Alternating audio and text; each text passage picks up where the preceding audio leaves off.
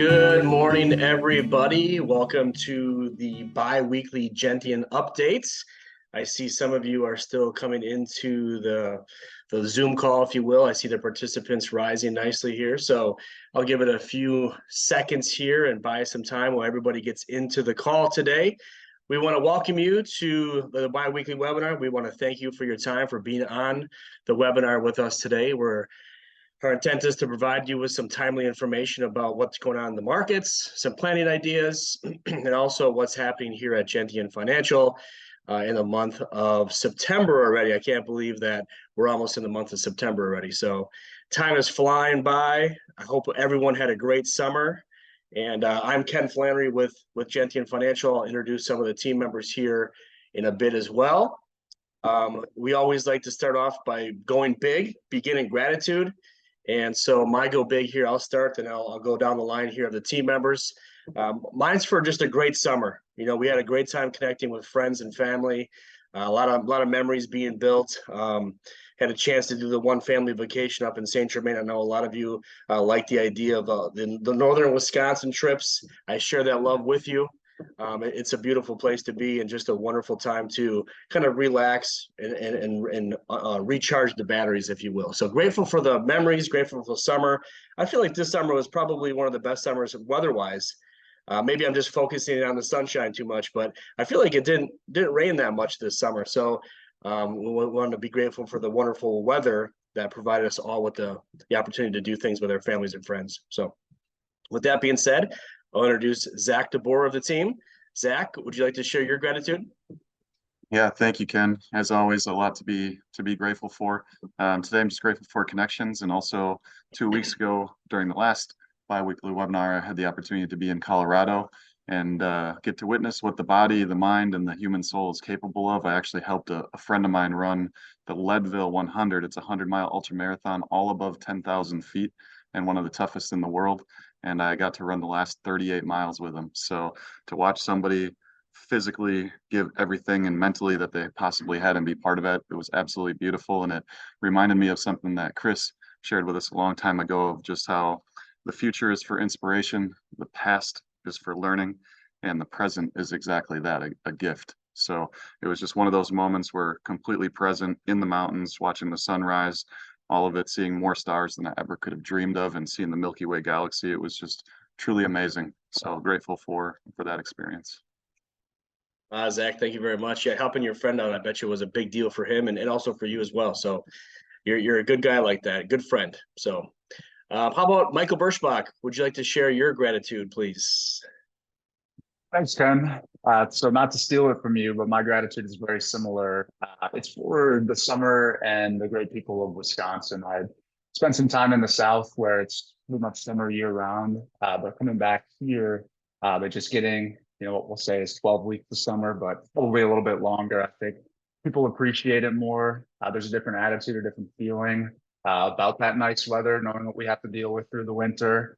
So I'm just grateful, to be home, to have that feeling back, and just to make the most out of the rest of the summer that we have. Summer's a great time, and the Midwesterners are some of the best people in the world. So that's fantastic. How about Mike Mann? Would you like to share your gratitude? Not really, Ken. Okay, next up, Lauren. I'm just kidding. All right, so I'm extremely grateful. My parents have just recently, somewhat against their will, acquired a third pet, which is a cat. I am, though, extremely grateful for their two German Shepherds. They're still young dogs in their own right, the oldest being about 5 years old, and for them to accept this cat into their home was the most unexpected part about any of this, even more unexpected than my dad accepting the cat into the home. So everybody's just living it's kind of working right now, and it's a pleasant surprise. And it's not quite a zoo, but sometimes it might feel that way when you're stopping by there. So I appreciate them and the efforts that they make to make the lives comfortable of a feline that they weren't expecting nor wanting to have.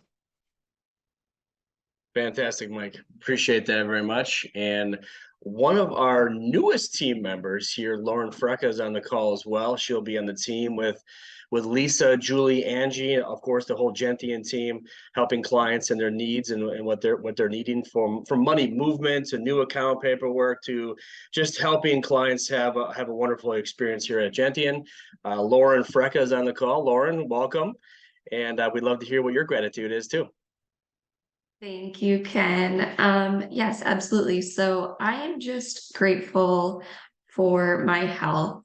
I was feeling a little bit under the weather last week, and I'm just happy to be back and feeling back to my normal self and looking forward to enjoying this last weekend of summer here. Fantastic, Lauren. We appreciate it. Good to have your smiling face back in the office. And yes, indeed. So welcome to the team, Lauren. A lot of you will get to know Lauren over the next as you come into the office, as you do some of our events with us. We love spending time with you. You're going to see Lauren there as well. And it'll be nice to get to know everybody as we move forward here. So just want to give a shout out to the teachers right now. This week is a big week for families, kids, teachers. There's a lot going on with that, with the kids going back to school. Some are already in school. I know here in Mequon we start on Friday, which is a big deal for some of the working families. It's a good thing for all the families out there. Kids like to go back to school at a younger age. Maybe when they get older, they don't want to go back to school, but at a younger age, they seem to like it. They want to see their friends. They want that structure back in the classroom. It's really a wonderful time to have the kids back. So I want to give a big shout out to the teachers. Thank you for your dedication. Thank you for your patience with all the children of the world. Your job is very difficult, yet I'm sure rewarding. So we thank you for that. And if there's anything that we can do to help you out, we certainly will. So I want to give a shout out to the teachers as well. So we have a great lineup here. We're going to talk about the markets. We'll talk about retirement and financial planning topics.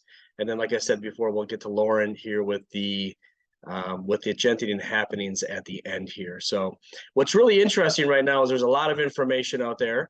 The IRS issues, so this is a social media thing. I just read this one recently. The IRS issues a warning for TikTok promoted trusts. TikTok is something where you can upload videos and record yourself, and a lot of people are giving advice and things of that nature on TikTok.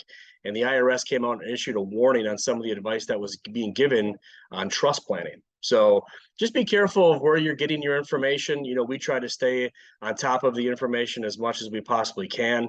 We study with some of the best groups in America to get the most, up-to-date information, but also accurate information so that we can guide you down the right path to success for retirement and the plan that we're doing together. So just be careful of TikTok videos. I know some of you probably don't even watch TikTok, or maybe you don't know what it is, but for those who do, be careful.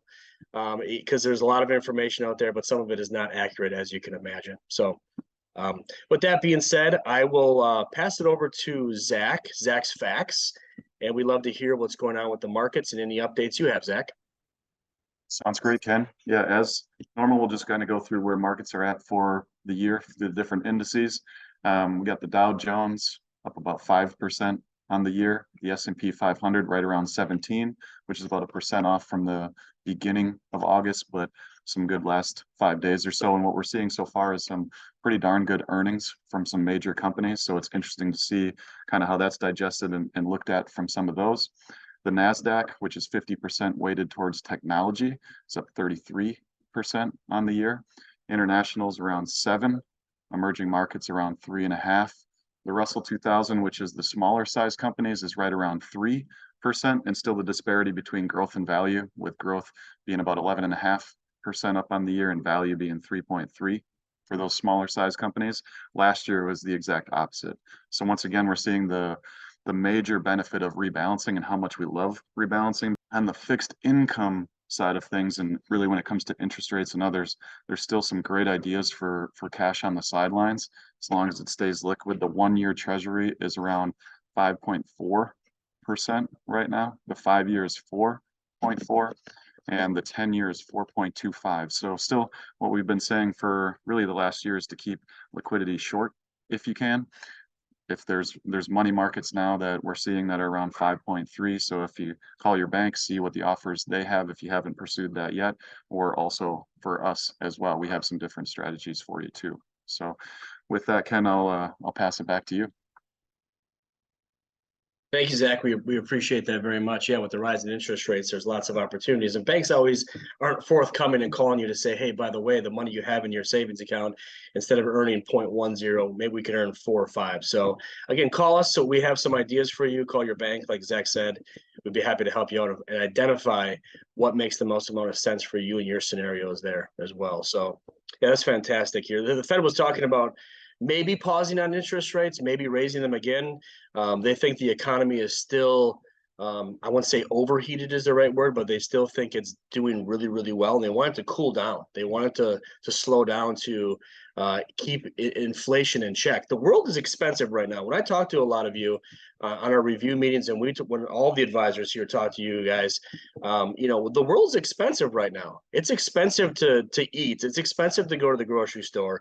It's expensive to go on a trip. It's expensive to do a lot of things right now. So what the Fed is trying to do is they're trying to slow things down. They're trying to tighten the rope a little bit and basically bring the inflation on the cost of these goods and services that we buy every day, try to bring that back in check. So the world can operate a little more efficiently as far as the cost goes of things. So, but that has the pros to it, also has the cons to it as well. So, with that said, I'm going to hand it over to Mike Mann, and for Mike's couple minutes here, I'd like to hear what's on Mike's agenda here. All right, start the timer, Ken.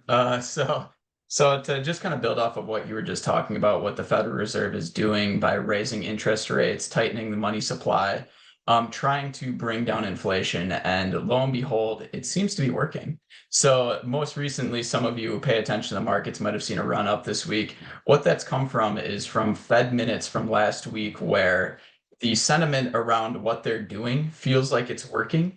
And the market itself is starting to react to maybe a reality where rates don't need to be raised much more from where we are. And we've talked about potentially there being a 25 basis point hike, that's 0.25%. One more maybe through the end of the year is kind of what analysts are thinking, and then higher for longer. Now, one of the reasons why the market is reacting positively beyond that is because of these raising rates. We're starting to see some effect on that. Some of the consensus estimates are actually overshooting what's coming in, given labor data, homes, and interest rates. And given that mortgages are now at a high that we haven't seen since 2001, we're in a state right now where things do feel like they're working still. The economy's still going. I'm hearing from you guys that it's hard to book a trip in Europe because a lot of people already have. And to just find different places to travel, it seems like people are still willing to be a strong consumer and spend their money. I shouldn't say willing to, they are a strong consumer and willing to spend some of that money to participate out in the economy itself. So it'll be interesting to see how things continue to work, but nobody predicted a soft landing. It feels like that's kind of what we're getting to right now, and analysts are changing their tune a little bit. Shifting gears, I wanted to bring up one other thing regarding student loans. And Ken, thank you for shouting out to the teachers earlier today. One of the most interesting things that teachers have, those specifically in the public sector, and this goes for any law enforcement, anybody else, they have the Public Service Loan Forgiveness Program. Now, that program hasn't changed much since the Biden administration has put in the effect that you could get the waiver, get some points for what previously didn't count towards that. But you still want to make sure that you're participating if you are a teacher and you are working in the public sector. And please, we have a wonderful resource. It's called GradFin. We can refer you guys to them. We can work alongside with them. They can help you through these processes and make sure that you are getting everything that you're entitled to by taking that sacrifice and working within the public sector and everything that you bring back to us. So that's one way that we can help with that. And finally, just a reminder that for everybody with student loan payments, specifically federal, interest is starting to accrue again in September. Those new payments start in October. And so for all of those who have graduated in the last few years, they've never felt what a student loan payment feels like. They've started to get used to a lifestyle that doesn't have what could be between a $3 to $7 to even a higher $100 payment every month. there's a lot of ways to be able to work around that with your cash flow. Now, you want to make sure that you're paying your loans off. That's first and foremost. We got to take care of that. But we can't completely sacrifice our living when it comes down to we don't need you to go back to eating top ramen like you did in the dorm room. So if you have some friends, some family who know people who are starting to get back into paying their student loans, we have a resource to help them navigate these sort of things, and we're happy to have those conversations with them as well. It's extremely important. So, all right, Ken, thanks for the time. Mike, thank you very much. Yeah, it's such a huge thing that's going on right now with, with those who are on the call right now. It may be your kids, grandkids, maybe even great grandkids at this point in time.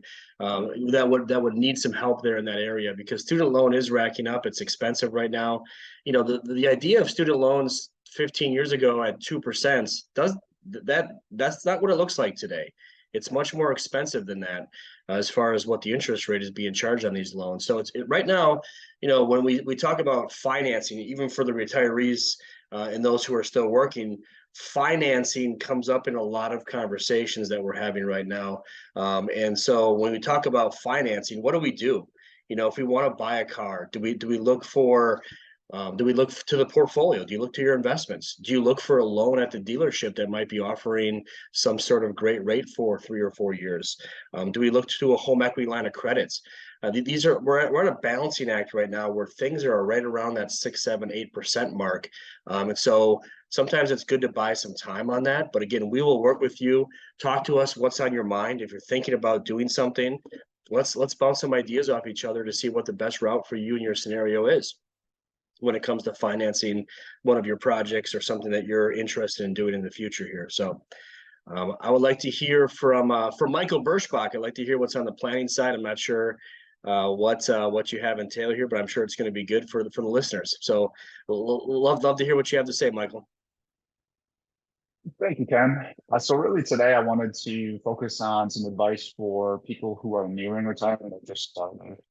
And really what sparked this idea, there was a recent Gallup survey back in May that came out. It said nearly 60% of pre-retirees don't think they'll have enough money for a comfortable retirement. The survey also claimed that the sense of pessimism right now, or at that time, is at its near its highest point in 10 years. So there's a lot of things we can look to blame, whether that be inflation, market performance, interest rates, or fear of a recession. But how can we really manage our expectations of the markets and what our portfolio and investments can do? So number one, just having a conversation with us, creating that personalized retirement plan. We can also look at income planning for you, your expenses, and the impact of the volatility of the markets. We can also, I should say, as you're getting near retirement and are in retirement, you still need your portfolio to grow. There's a misconception in some cases that you need to get very conservative in retirement. The statistics will tell us that we're really building a plan for 30 years. And what that right mix of investments is going to be individualized for each client or family, because everyone's situation is a little bit different. And lastly, we really want to avoid making short-term mistakes. Lately, we've seen a ton in news: inflation, rising interest rates, almost a federal debt default, and even a banking crisis. We just have to remember that we're taking a long-term view during these times, that we're still looking for opportunities for you and being proactive. And also just taking a break from some of that financial news media that we see. Whatever the markets do is out of all of our controls, out of all of our control. And for many of you, you've probably heard this time it's different. But one thing that I do know is that the US economy and the stock market is resilient, and those great companies can adapt to tougher economic times and in the long run, ultimately prosper. Thanks, Ken. Yeah, very good advice there, Mike, for the retirees, like the pre-retirees. So yeah, a lot of you on the call are retired, and you've been through that feeling of that pre-retirement. Can I do it? When do you make the jump? And a lot of you probably would tell us that hey, you know what, maybe retirement, maybe a couple years earlier would have been okay too at that point in time. So, but we're glad to be on the journey of retirement with you. If you haven't retired yet, we look forward to helping you get to that point where you feel confident and you feel like you have a great financial future ahead of you. But also having something to do in retirement is really interesting as well. So it's a struggle for some, not for all, but for some it's hard. Retirement is hard. Retirement can be a honeymoon phase in the first year or two, but then what happens when you settle into it?